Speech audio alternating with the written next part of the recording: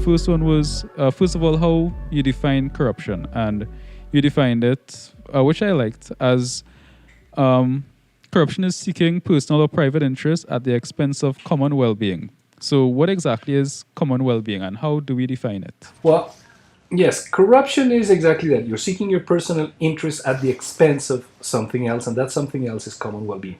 Common well-being is something that you have to, with a community, you have to decide on what is actually common. So it's very easy to know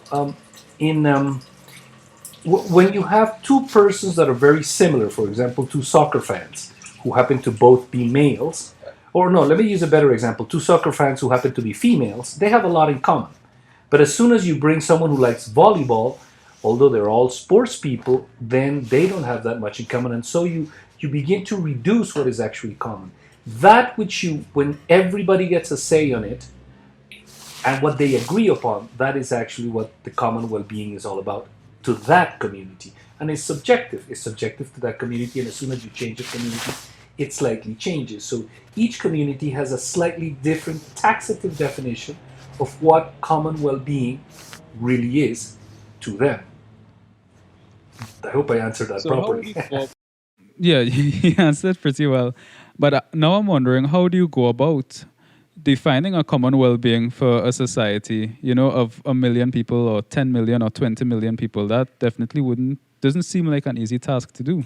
Well, it's just like eating an elephant. You just take one bite at a time.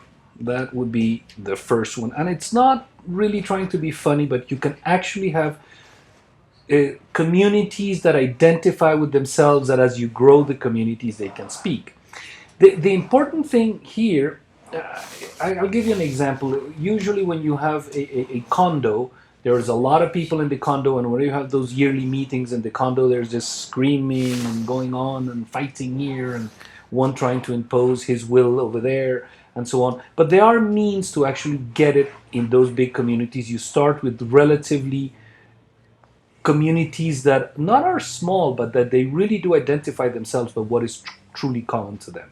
And in those communities, you can do it as long as you do not defend your ideas with the virtues of the argument, or why they... Right, not arguing based on merit. Not arguing based on merit. Because although this might seem silly, arguing anything on merit, at the bottom of the merit agreement is my argument is better than your argument just because it's mine.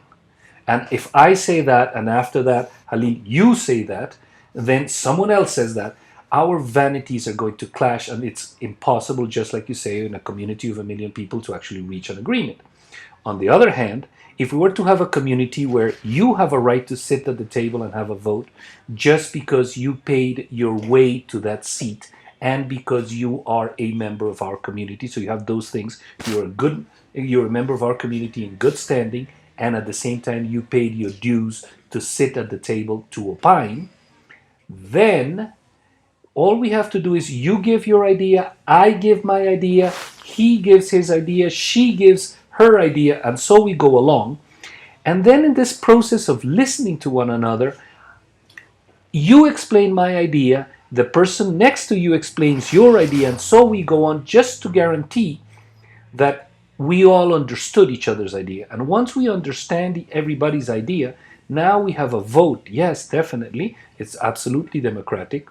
But we have a vote not on whose idea is best, so it should go first, but rather whose idea should go first so that the other's idea are complemented and bettered. For example, if someone wants to say that they want to have a Spanish-style roofing, and then someone wants to say that they want to have big open windows, it's obviously that we should do the windowing before we do the roofing. So a vote on the chronology will allow you to have 1 million people actually reach an agreement of what is common. I warn you though, what 1 million people have in common is not a lot. It's actually 4, 5. As many fingers as you have in your hand is about as many things that they do have in common.